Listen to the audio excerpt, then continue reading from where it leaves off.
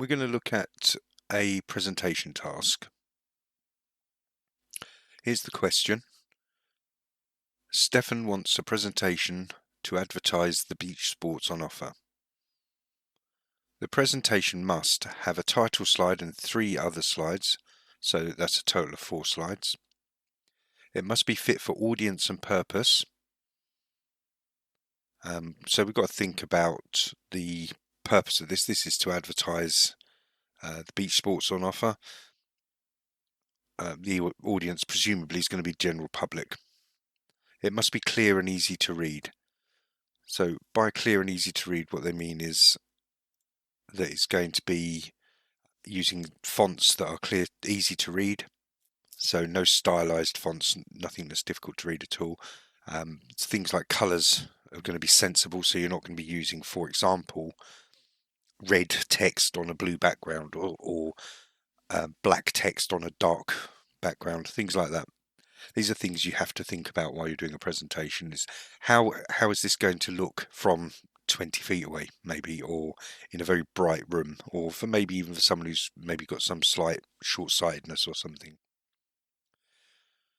The presentation must include relevant text selected from Sportset 20L2. The files that you've got, that's the text file.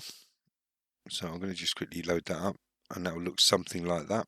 We'll have a look at that in a minute, but that's basically the text file. There's always a text file in these presentation tasks.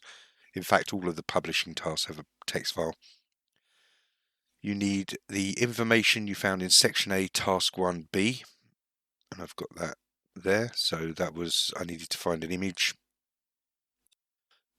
say where I got it from. I had to answer some questions on the Olympics and somebody who won a gold medal. The image we found, I've just looked at that, that's the image of the windsurfer. And 2 other suitable images selected from Image Set 20L2. So that's these files here. When you look at your image files, it will usually look a bit like this.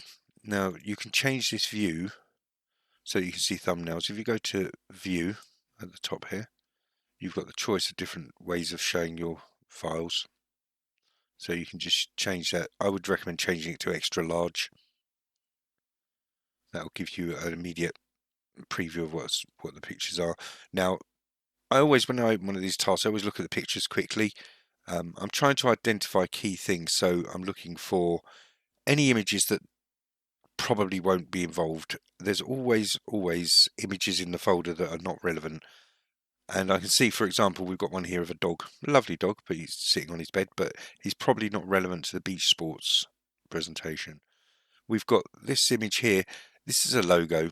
The logos in these exams can always be spotted because they'll always be like clip art type image, and they'll have some text in them, either initials or a word, name of whoever you're doing the presentation or publication for.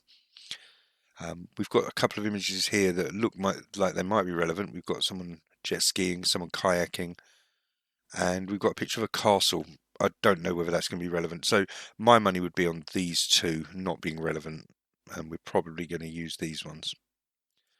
Okay, so we're going to create the presentation. We need to enter our name, candidate number, and centre number in the footer, and then save the presentation with a meaningful name in your test folder. When they say save your presentation with a meaningful file name, what they mean is you can't just save it with the first line of text in the presentation or as presentation 1 or something like that. So doc 1, for instance, you need to basically give it a file name so that if someone's looking at the files, they'll be able to have a rough idea of what that presentation is about. So for instance, this is a presentation to advertise the beach sports on offer. So we might say this is beach sports offer presentation or something like that.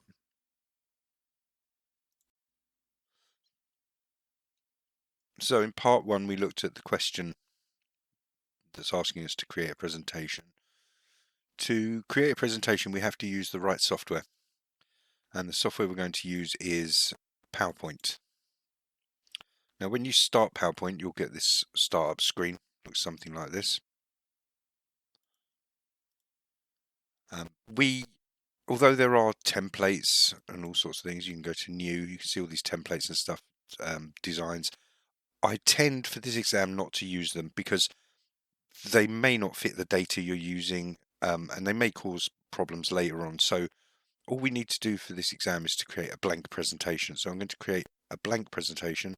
The key to this exam is keep things simple. You don't necessarily get any extra marks. If you do all the things I'm going to talk about doing now, you're going to get the marks for style anyway, because we're going to use borders and bullet points and things like that. But so you don't need to use a design to get any points. So when we start up with one slide already created. This is a title slide, and it gives us two text boxes with different size text. I'm going to put the title in. I don't know what the title is, so I need to open my text file at this point. And one of the things you can do at this point is you could, if you get your title bar to your text file and drag it to the one side of your screen, you see that shadowed border. That shows that it's going to split that into two. It's going to put it halfway across the screen. I'm going to do the same with my PowerPoint. Drag that over. So I've now got them side by side. It makes it a little bit easier when you're putting the text in. Once you've put the text in, you can expand it up again. So we've got here title slide, SB Beach Sports, Surfboard, Ski, and now even more. So I'm going to use that. You may notice, by the way, in my text file, I've got this scroll bar and I can't see all my text. This isn't so important on a presentation, but if you were doing something like a newsletter, you might only see 4 lines instead of 4 paragraphs. I'd always recommend you go to Format and then Word Wrap. And what that will do is it will make sure your text is all displayed. So I'm going to put my title in. I'm not going to put title slide in. Obviously, I'm going to just copy that.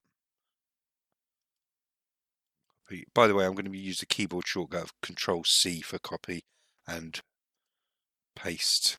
I'm going to use Control-V where appropriate. That's V for Victor, by the way. So I'm going to copy that. Paste that in there. And so I've got my title slide. Let's go back to the question. Check what I need to have on the question. So it says, must have a title slide. We're doing that now. It must include relevant text. We're doing that for the title slide. Information, we don't need any information we found in the first task. And the logo on all slides. So we need to make sure we've got that logo in there. So let's go get the logo. Now I could just copy and paste that. I can right click, copy, go to my slide. What I tend to do when I'm pasting something, I just click on the grey area so nothing's selected and then paste. And that will put my picture in there. Ignore this design ideas if it comes up. It's a bit of a pain. So you can see that's just covered that. Now when you're resizing images, you need to grab it by the corner. Always use one of the corners. And that will resize it as you go towards the opposite corner. So I want to make that a bit smaller. And you may notice I'm getting these lines appearing. These are alignment marks and they're showing me how this is lining up with the page and with other elements. So I can see, for instance, the vertical line, the one that goes up and down, is showing me that that's lined up with the middle of the page, which is useful because I know it's not off to one side. I'm going to put that there. I'm going to leave a little bit of space at the bottom for my footer.